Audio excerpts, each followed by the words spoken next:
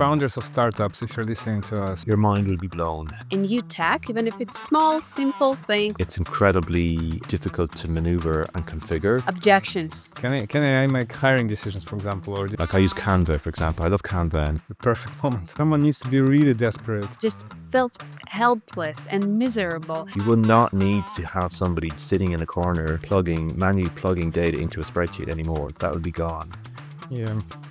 Hire to retire.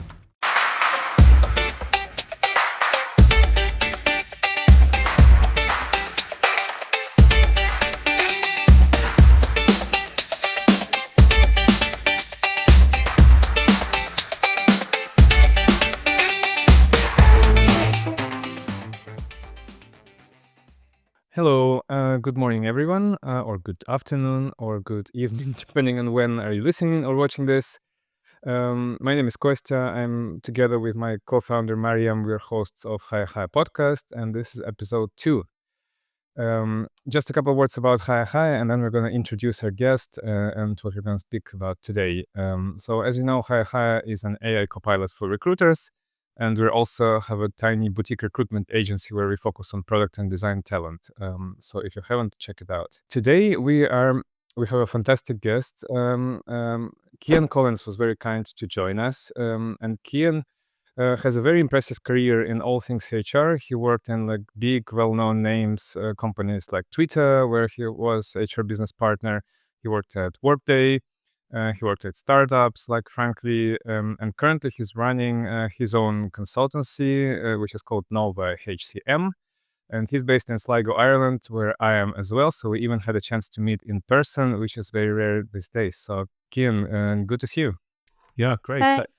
Hi, Mariam. Hi, Kostya. Thank you so much for inviting me on your podcast. Delighted. My first ever podcast, so this is great. Oh, really? Is it your first ever? Wow, I didn't know that. My first ever podcast. I love listening to podcasts. I have loads of podcasts I like listening to, but I've never been on a guest on a podcast, so I'm delighted to finally get going. Very interesting. Okay, yeah. Well, I hope we deliver then on what your expectations are, which I don't know about. But maybe let's start a little bit with just your personal journey. I wanted to ask again, like, yeah, you moved from corporate roles like Twitter and Workday to startups to being a consultant in your own company. So, what were the biggest lessons you learned from each of this environment? So I kind of fell into HR maybe about 20 years ago. I went to college at communications, and then I worked in finance for a while, and it was from there I kind of had an interest. I knew nothing about human resources until I left college, really, and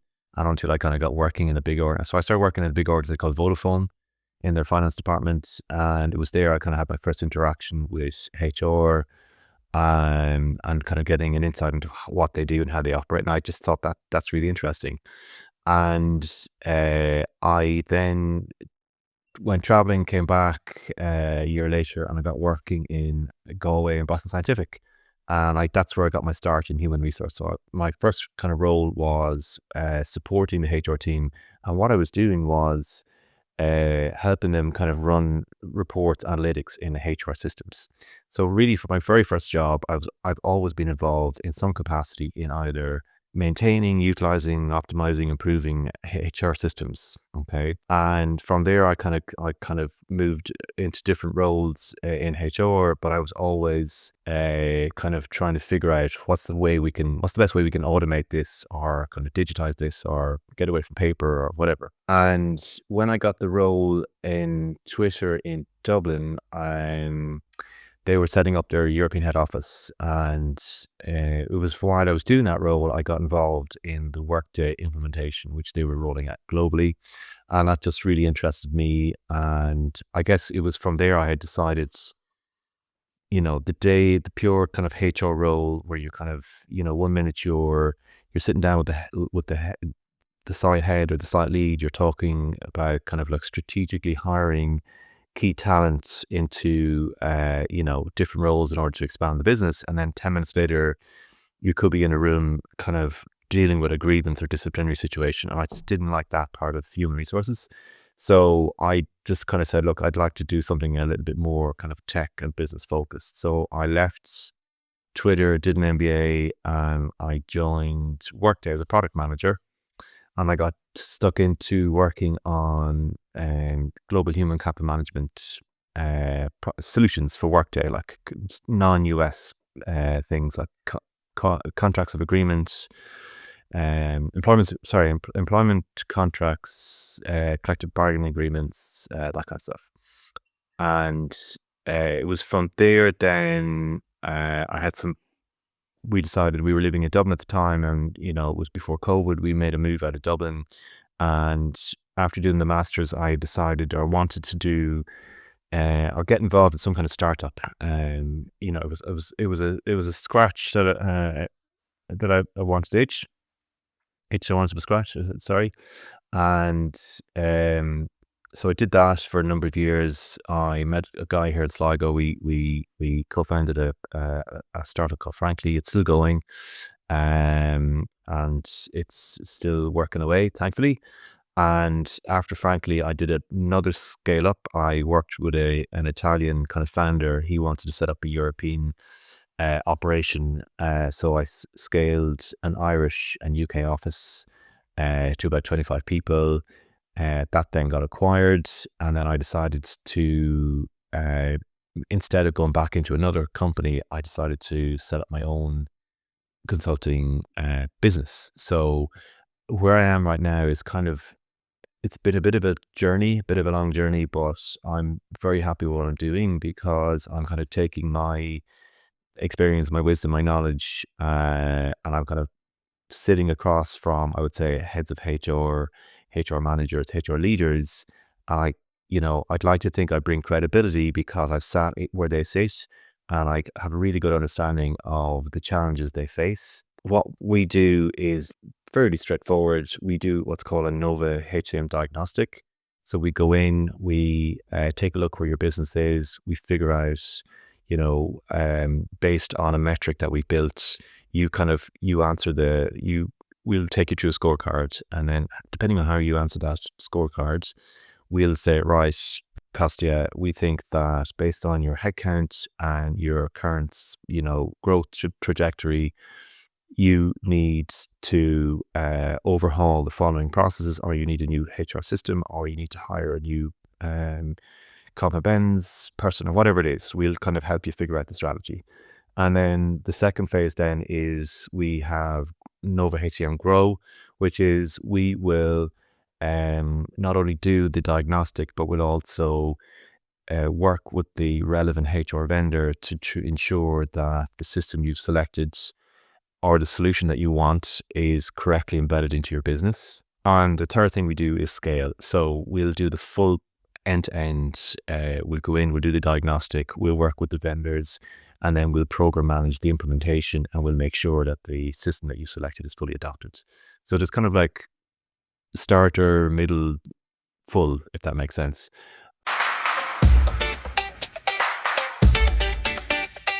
When you were mentioning implementation of applicant tracking systems and other people stuff, the first thought that came to my mind is, are there still any companies who don't use it? Like, do they really need somebody to let them know there are such applications and operational tools? Your mind will be blown. There are so many companies that are successful companies that have built up substantial businesses with nothing, with spreadsheets. But when you peel that back, you discover that they're doing it on the back of people who are just doing hours of manual work in spreadsheets and duplicating. And so anytime anyone says to me, oh, I have a 5 million turnover business, I don't need a HR system. I'm like, when I start to dig a little bit, I can fairly quickly poke holes in that strategy and say, look, how do you manage, candidate data? How do you manage compliance? How do you manage GDPR? How do you manage automation? How do you do this? How do you do that? Yes, you could have a lot of macros and VLOOKUPs on a spreadsheet and go that way, but it's incredibly manual, and you're relying on one person's tacit knowledge of that spreadsheet to keep that going. So if that person leaves the business, all that information and all that kind of process that they've built up goes with them. So there's loads of huge multinational companies as well that are using limited versions of ATS solutions. So there's a lot of ATS solutions in the market. Smart Recruiters, one I know, client I'm working with, they're using that right now, but they're using I would say a variance of it. They're not using the full suite of it. So they're not using, you can onboard employees through it. They're not using that. They're literally just using it to track the recruitment journey. And like your product, for example, the AI automation piece, that I don't think that's in it. So there's lots of Yeah. coals along the way, and there's huge opportunity for the likes of hire for sure. Can even if you are tech savvy, and I used to work in really well optimized HR teams, but even when somebody from my head of HR operation suggests a new tech, even if it's small, simple thing like note taker or something else, I felt how hard it was adopted, and the onboarding was so tough for everybody. And I can't imagine how it feels for the teams who didn't have even an ATS. Can you remember some real cases how you implemented ATS in a team who switched from paper? Yeah, I did it last year actually with a client. Well, They were just using spreadsheets, and so I think the challenge is, Mariam, if you're somebody working in a role for a long time and they've kind of carved out their own process of doing things. yeah, It's not so much introducing the new technology. It's more about the adoption and change management. So you almost have to walk them through the value add of the solution and how it's going to impact their job and how it's going to make their job easier. But there's also, I have to be comfortable with the fact that I'm very comfortable with these systems that I can get in and tweak around, and then I know enough to be dangerous. I'm not a coder or nothing like that. I wouldn't classify myself as technical in any way, but I'm just kind of, I can get in and I can configure it. Okay. So one company we worked with last year, they're currently using a product called SuccessFactors for the performance management, and they're using it as their kind of ATS as well. And it's incredibly difficult to maneuver and configure, and their backend, I think, is SAP on-prem. So when you looked at their website and their careers page, and you started to go through all the different steps, they would have like a front end sitting on their ATS, if that makes sense. And then you would have to apply for the job, and then you could see in the URL you're being brought to this other website, and the whole UX UI changes, and it's a completely different experience, and it's not a great experience.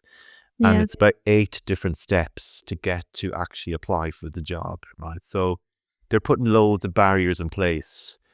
Someone needs to be really desperate to get a job. But people do, Kostya, when you're looking for a job, people will generally, they'll try and overcome these because they want to get their CV in and blah. Oh, of course, yeah. So, but my feedback straight away was, we can definitely make this process easier if we go and start from here. So you bring them in and you show them a demo of the vendor that you're thinking of putting in front of them that you think would work. And then you explain to the vendor before you get on the call, look, this client is doing this, this, and this, and they're having this problem and this problem, this problem, and this is the barrier to entry, and there's a lot of friction in the recruitment process, and we need to make that really, really easy. And like one website I love kind of referring to all the time is Stripe. If you look at Stripe's website, and Intercom actually have a good one as well, but Stripe is a good example. Stripe's careers pages is amazing, and their flow and the application process, you can apply through LinkedIn or you can apply direct. It's just very, very easy, and they make it really easy to find the role you want and source it by location, and it's easy. Okay. And I don't think they use a third-party ATS. I think they have their own stack. Really interesting. Or maybe they do, but they just have it kind of covered, but it looks really, really easy. So what I'm trying to do is like just get the client to a really simple solution quickly and without having to make it too complicated. And uh, I suppose the difference now is I'm not designing the software like you guys are. I'm like, I've been there, I've done that. I don't have to worry about the tech stack on because I know the vendors that I'm working with have that covered. Like if I was to recommend hiring to a client, I wouldn't give it a second thought because I know you guys would have that covered, you know? So, but what I do think about is I do think about the user experience and what the client will how the client will react when they see, because I want them to react the way I react and say, because I can see the value. Like I have 4 or 5 vendors I would recommend into clients all the time, and Personio, Bamboo HR, Darwinbox, sometimes HR Locker, and then for ATSs, yourselves, and I would say, look, if they're looking for like a fully baked, like a lever or a greenhouse, maybe if they have the budget for something like that. Okay. Oh, you By have the the way, best sorry, can I intentions. Yeah, it's clear that you have the best intentions, but still, there is some resilience in the teams. And can you recall some, most common objections from HR specialists? Sorry. Before we go there, I just did a little research while we were talking about Stripe, and it looks like they're using Greenhouse. But what they did is they embedded the Greenhouse application form inside of their website, so it does look seamless for a candidate. You're never redirected. You're not going to Greenhouse page or whatever. But the whole like Greenhouse's form is just embedded within Stripe's website. So fair play to them. There you go. That's a good example. So to answer your question, Marion, there will always be resistance to it's just change. And I think, uh, like sometimes people will feel, okay, this app is going to remove part of my job, and then I might have to go and do something else. And that's never the intention. I'm never, never trying to make somebody's job redundant. But like it's always about how do I make your job easier and better. And like one of the clients I'm working on now have their North Star is TLC, talent, leadership, and culture, and they don't want their Sorry, HR sorry. What you'll see? Can you say again? TLC, talent, leadership, and culture, and they just want their HR team to focus on leadership development, talent management, and like in making sure that it's a great place to work. Okay, and they don't want their guys spending hours and hours and hours like downloading reports from Workday and then doing VLOOKUPs and sifting through and all that stuff, right? And then they're spending hours managing time and attendance and sick leave and all that stuff, right? And they do spend a lot of time doing that stuff because those processes just take up a lot of time.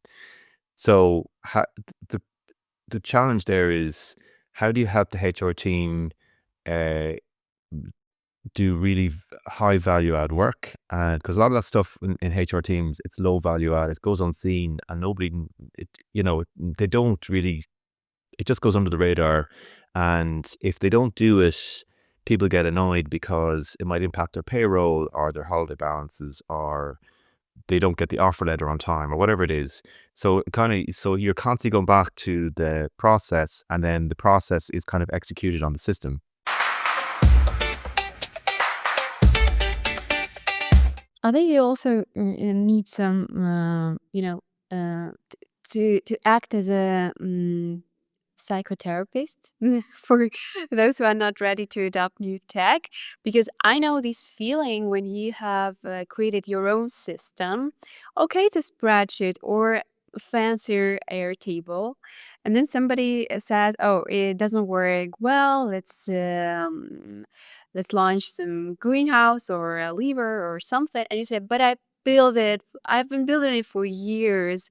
It has so many specifics, so many customized fields, and it's just very time consuming to move all this data to a new system, and it's just part of you. You've been working with this spreadsheet for years, and it's so hard to give it away." There was an anecdote that I heard, I think, from Des from Intercom, that you remember this, like there were large office floors full of cubicles. Uh, Each cubicle is today like one cell in a spreadsheet.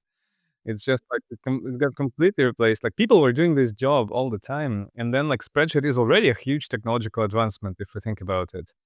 But then like what we're talking about is just the next, even the next level.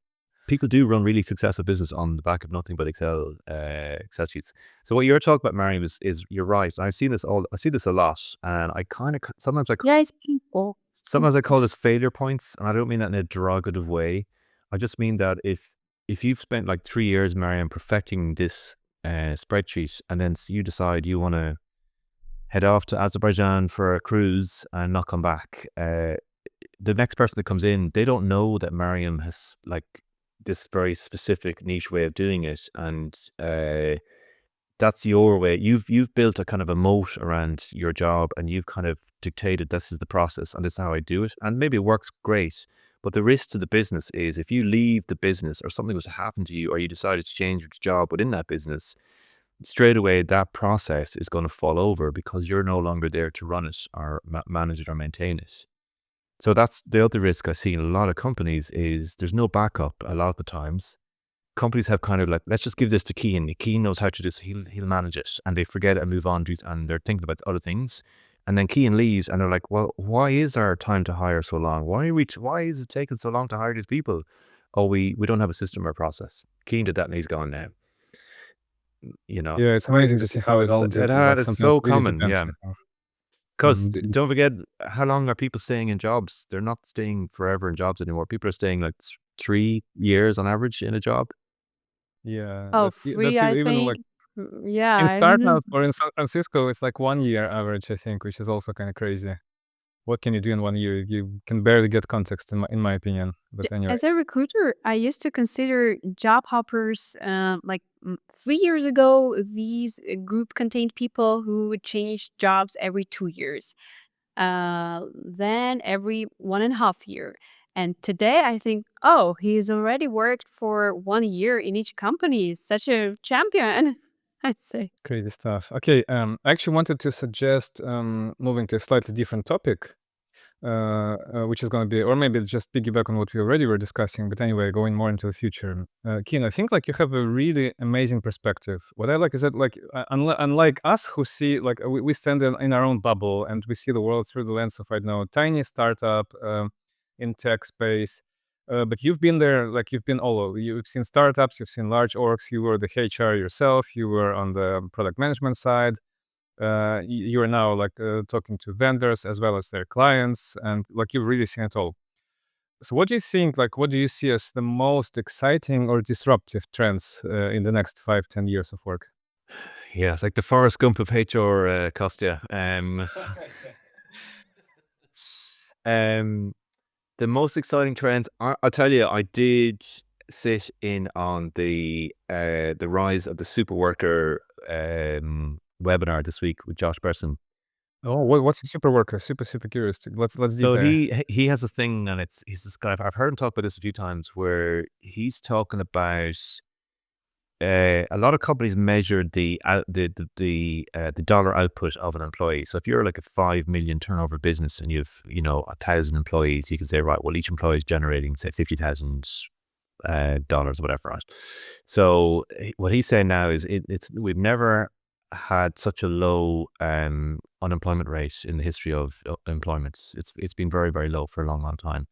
But the output, Sorry, is that US specific or is it yeah, global? US specific, for example. Okay, yeah. But what he's saying is that the productivity output is very, very high, and the change he's seeing now is, I kind of heard people talk about it.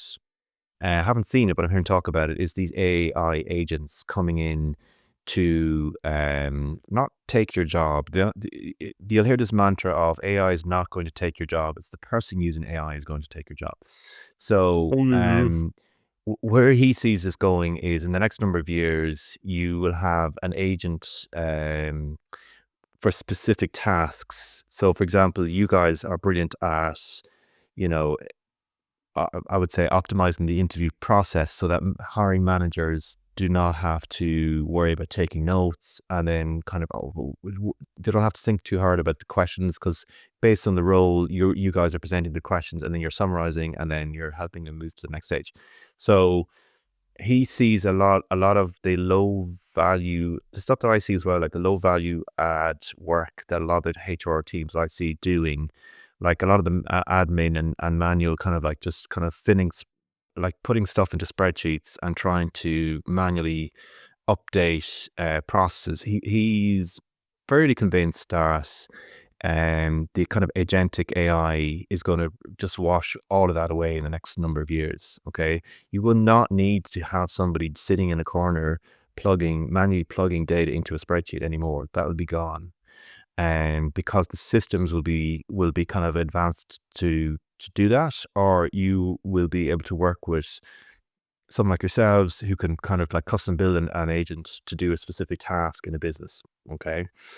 So, and it's not like I'm not concerned in that it's going to like make everybody redundant and we're no longer have jobs and nothing like that. I just think that it will free up a lot of people to do more high value add work. And that I definitely believe that. And I can kind of see it myself. So I'm working with a huge organization. They have a 250 billion market cap, and they're still doing stuff the way I would have seen it maybe 15, 20 years ago.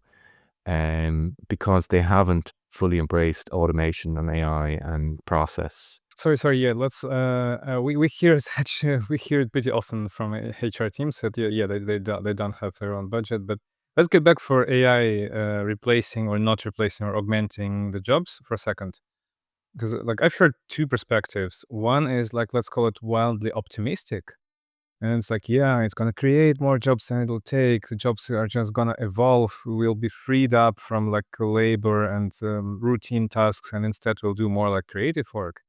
And the other perspective is that it will eventually take everything and it'll be much like, I don't know, maybe there's still a solo founder building the entire billion company with just AI agents, like not a single other human working at the company.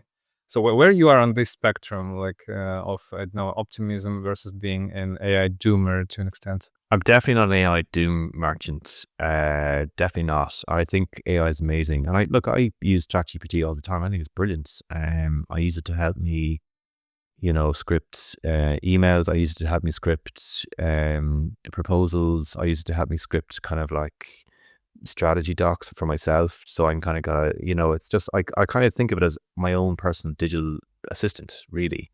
So I'm absolutely not against AI at all. I think there's going to be a big redesign of work. I think in the next number of years, like roles are going to be redesigned. So again, go back to the person thing. He talks about talent, not talent management anymore, more like talent density. So trying to put the right people in the right jobs at the right time, and again, like companies are definitely, I would say, thinking, how can we automate or save money, and how can we move people internally to ensure that they're satisfied in their job and they're happy in their work and they're motivated and they're not just kind of stuck doing the same thing day in, day out. So, but I'm talking like technology, kind of IT type work.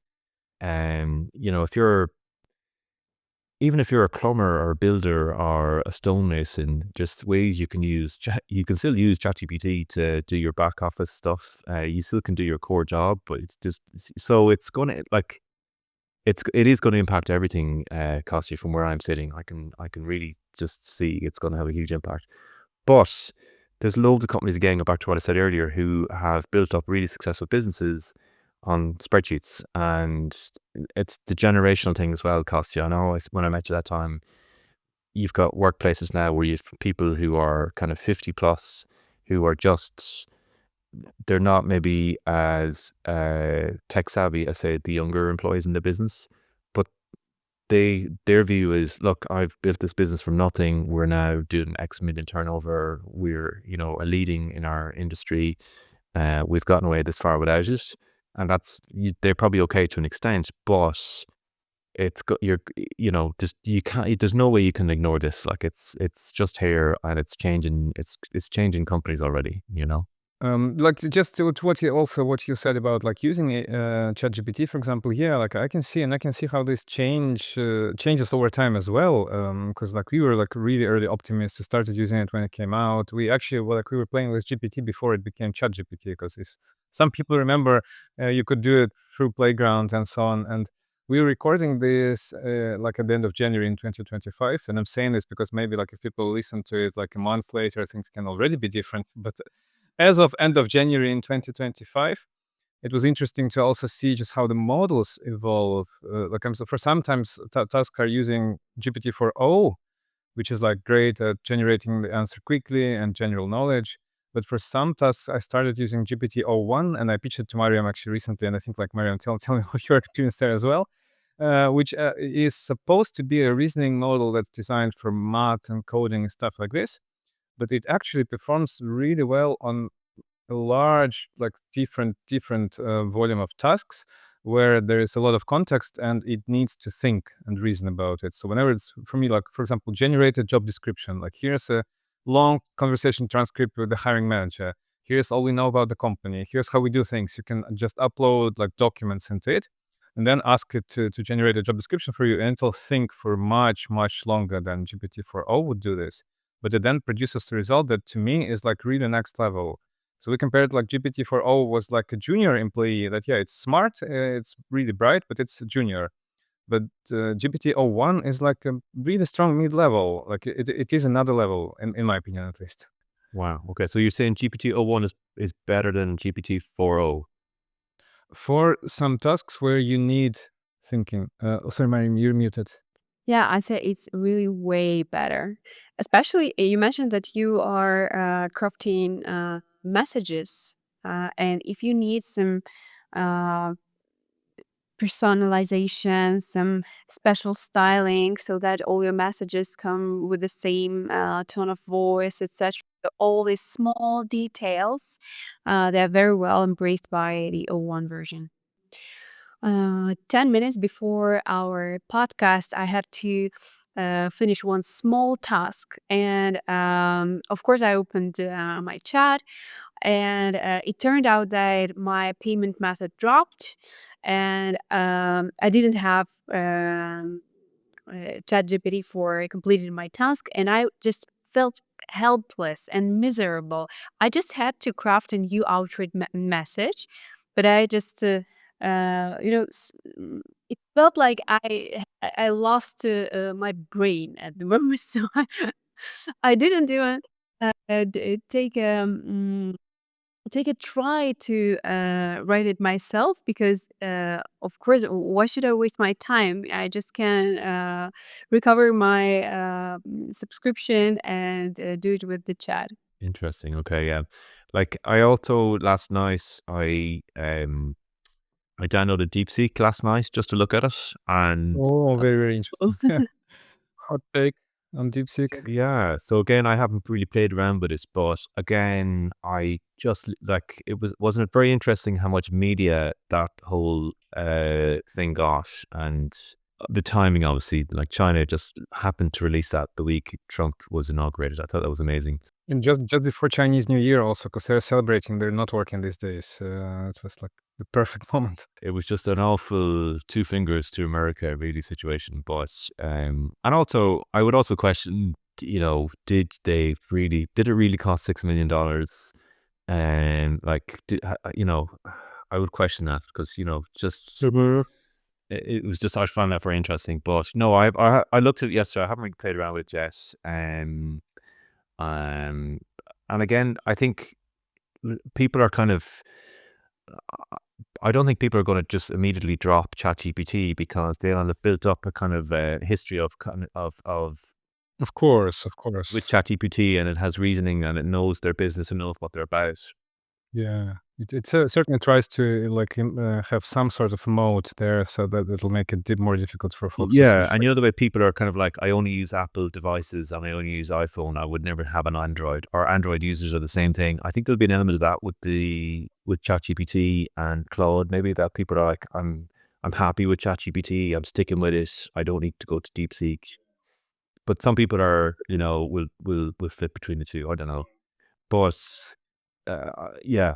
There's also like going back to the Josh Burson thing, he's actually built his own HR learning model, which I thought was really interesting, called Galileo. And you can spend $40 a month, and it's just for HR professionals. So what that does is it allows you to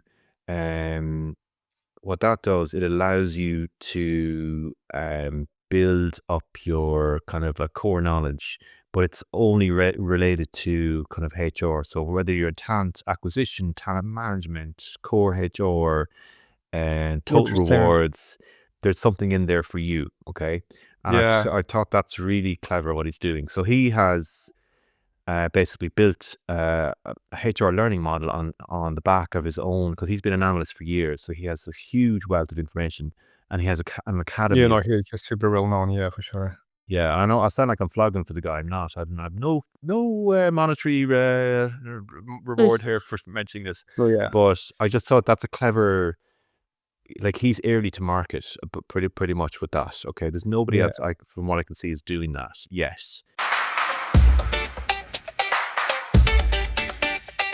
Yeah, let's just talk about ethics for a second, because I mean, like, it probably is driven by the best of intent. I hope. I think there is good intent that's behind all this regulation.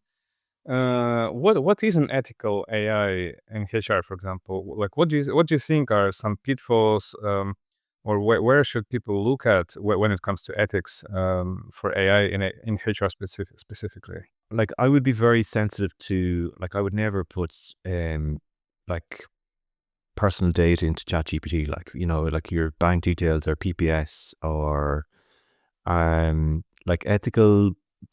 You're asking ChatGPT, like you're plugging in maybe some personal situation happening to an employee, looking for a resolution to help them in that situation. I'd like, that to me is where I would come from an ethics point of view. But it's more like the data privacy, right? So you don't want to trust your data to yeah. No. Like, and it's very hard to get to, once you do that, it's very hard to come back from that.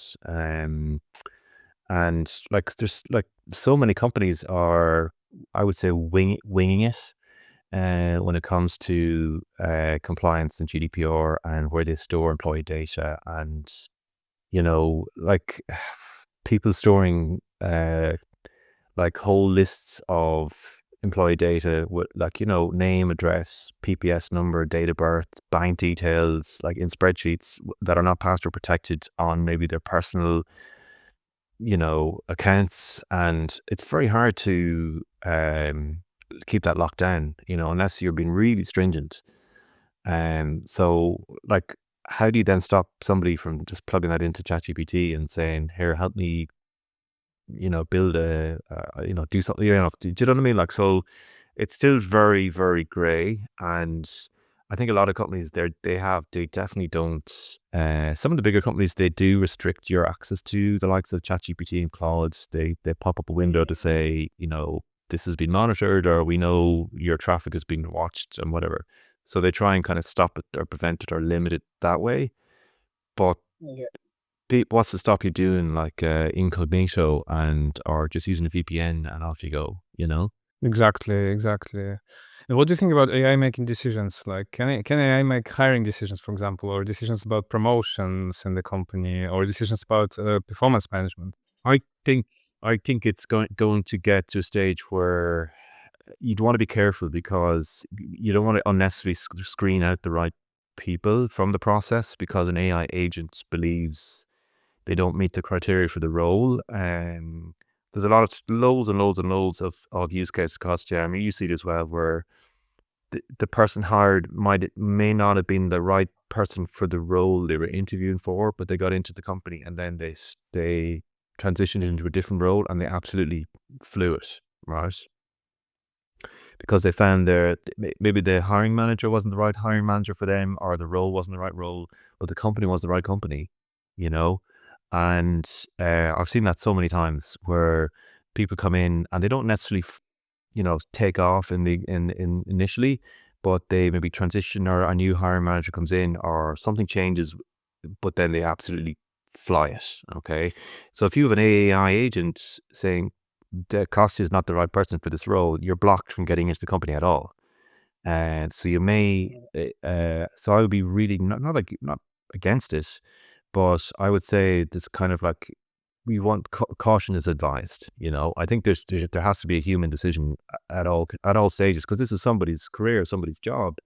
It can't But what be. you're saying is that we trust humans more, but do we really do that? Are humans really that great at making decisions always? I think what the agent could do is within reason say, look, Cian is qualified to a point for this role, but you need to decide whether you want to hire him. Okay. He's better than these other candidates because he has these skills and these qualifications, and he's working these companies that are relevant to your business, and he has delivered these projects, and so on and so on and so on. Right. So, but you still need to make the decision. So I don't, and so look, Kostya, some companies will go all in on this and they're like, yeah, we'll just let AI decide. It takes away the decision from us. And then, but that gets really gray and murky because you could get into discrimination situations whereby people are like, I was discriminated against by an AI agent. That's definitely going to happen. I could totally see that being a case in the Labour Relations Commission the next number of years.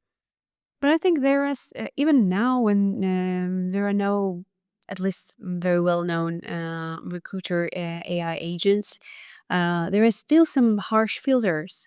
For example, when there are 500 applications on a job description on LinkedIn, their internal AI system highlights like top 50 from 500 profiles, and you still can claim you're discriminated by AI, but we don't do this. I think there's gonna be very smooth, and we won't even notice how it happened.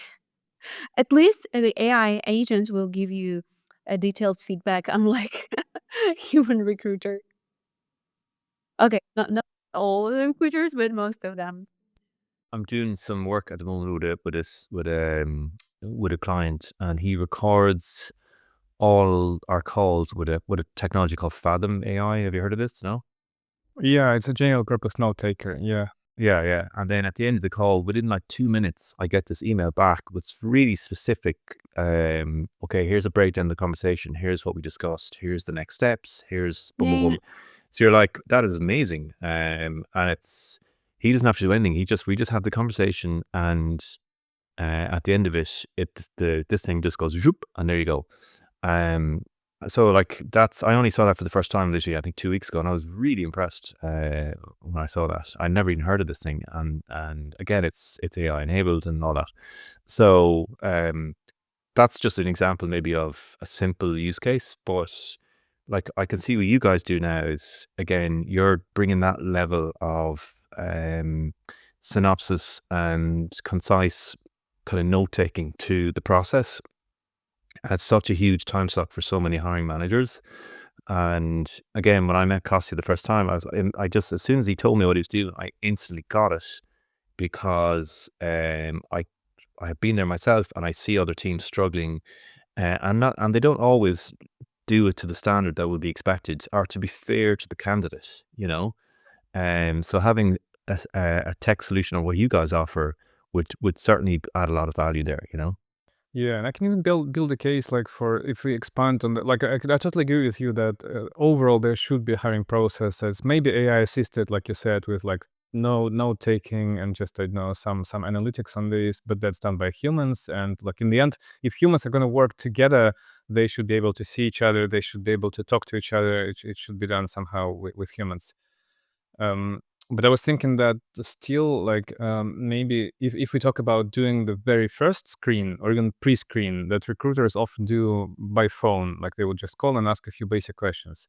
That to me is a thing that is probably better done by AI, or I believe it may be done by AI better in the future, where candidates can then have this call like ASAP or at any time. They don't need to schedule it because AI can interview like everyone at the same time. They don't need to find the time in the calendar, and then evaluation is consistent, and it doesn't depend. I know the human recruiter might just be hungry or hangry, as some people say, and for that reason I decline someone, and AI is more consistent than that.